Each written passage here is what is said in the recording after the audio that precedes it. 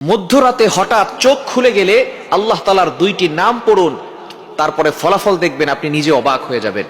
মধ্যরাত, এই রাতটা হচ্ছে রাতের শেষ অংশে যদি আপনার চোখ খুলে যায় তাহলে মনে করবেন আল্লাহ তাআলা আপনাকে সফলতার দ্বার প্রান্তে পৌঁছে দেওয়ার জন্য আপনার চোখটাকে খুলে দিয়েছে। কিন্তু দুঃখজনক হলেও সত্য, আমরা অনেকেই রাতের বেলা হঠাৎ করে চোখ খুলে গেলে অথবা ঘুম ভেঙে গেলে কিন্তু আমরা আল্লাহকে স্মরণ করি না। এই সময়টা হচ্ছে সবচেয়ে গুরুত্বপূর্ণ সময়। বুখারী শরীফের বর্ণনা, নবীজি সাল্লাল্লাহু আলাইহি সাল্লাম জানিয়ে দিয়েছেন, নবীজি সাল্লাল্লাহু আলাইহি সাল্লাম বলেন, রাতের শেষ অংশে, মধ্যরাতের পরেই রাতের শেষ অংশে যখন রাত একেবারে গভীর হয়ে যায়, এই সময়টা আল্লাহ তাআলা প্রথম আসমানে চলে আসেন এবং আল্লাহ তাআলা বান্দাদেরকে ডাকতে থাকেন, কার কি লাগবে আমি আল্লাহর কাছে চাও, আমি আল্লাহর কাছে বলো। অভাবে পড়ে গেছো, বিপদে পড়ে গেছো, তুমি টেনশনে পড়ে গেছো, দুশ্চিন্তায় পড়ে গেছো, আমি আল্লাহর কাছে সাহায্য চাও, আমি আল্লাহ তাআলা সকল বিপদ আপদ থেকে, বালা মুসিবত থেকে তোমাকে হেফাজত করব। সুতরাং আল্লাহ নিজে এসে ওই সময় বান্দাদেরকে ডাকতে থাকেন। মুয়াজ্জিন 5 বার প্রতিদিন মানুষকে ডাকে, হাইয়া আলাস সালাহ, হাইয়া আলাল ফালাহ, কাম টু দ্য সাকসেস, সফলতার দিকে আসো, কল্যাণের দিকে আসো। কিন্তু একটা সময় এমন আছে যেই সময় আল্লাহ নিজে বান্দাদেরকে ডাকতে থাকেন। এই সময়টা হচ্ছে মধ্যরাতের পরে রাতের শেষ অংশে। এই সময়গুলোতে, এই সময় যদি আপনার চোখ খুলে যায়, আপনি এই আমলগুলো করতে দেরি করবেন না। আপনার ওযু করার দরকার নাই, ওই অবস্থায় আপনি আমলটি করবেন। আল্লাহ তাআলা দুইটি নাম পড়বেন 11 বার করে। কয়বার? এবং দুইটি নাম পড়ার আগে আপনি 3 বার দুরূদ শরীফ পড়বেন। দুরুদের ভিতরে সর্বশ্রেষ্ঠ দুরুদ হচ্ছে দুরুদ ইব্রাহিম। অর্থাৎ আমরা নামাজ যেটা পড়ি এই দুরূদটি বেশি বেশি পড়ার চেষ্টা করবেন। আল্লাহুম্মা সাল্লি আলা মুহাম্মদ ওয়া আলা আলি মুহাম্মদ কামা সাল্লাইতা আলা ইব্রাহিম ওয়া আলা আলি ইব্রাহিম ইন্নাকা হামিদুম মাজিদ।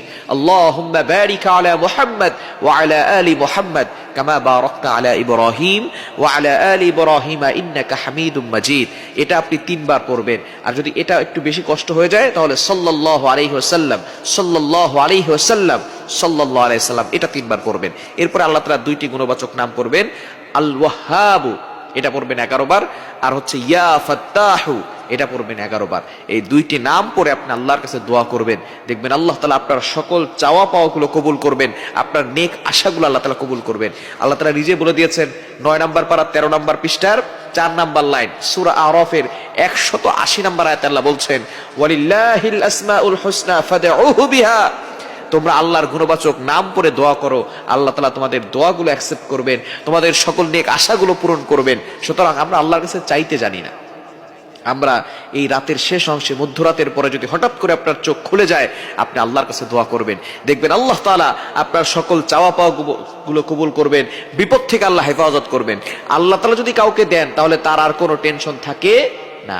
দুনিয়ার রাজা বাদশা যদি আপনাকে বলে যে আমি তোমার সাথে আছি, বাংলাদেশের প্রেসিডেন্ট যদি বলে আমি আপনার সাথে আছি, তাহলে আপনার কোনো টেনশন থাকবে না। আমেরিকার প্রেসিডেন্ট যদি বলে আমি তোমার সাথে আছি, আপনার কোনো টেনশন থাকবে না। যদি আল্লাহ তাআলা সকল রাজাদের রাজা, মহারাজা, তিনি বলেন আমি তোমাদের সাথে আছি, আমি তোমার সাথে আছি, তাহলে ওই ব্যক্তির আর কোনো টেনশন থাকার কথা না। সুতরাং আল্লাহ হচ্ছেন সকল রাজাদের রাজা, মহারাজা। ওই আল্লাহর সাথে সম্পর্ক তৈরি করতে পারলে আল্লাহ তাআলা সব কিছুর ব্যবস্থা করে দিবেন। এজন্য রাতের বেলা, মধ্যরাতে যদি আপনার চোখ খুলে যায়, আপনি অবশ্যই 3 বার দুরূদ শরীফ পড়বেন। এরপরে আল্লাহ তাআলা দুইটি গুণবাচক নাম আল ওয়াহ্হাবু, ইয়া ফাত্তাহু, এগুলো 11 বার করে পড়ে আল্লাহর কাছে দোয়া করবেন।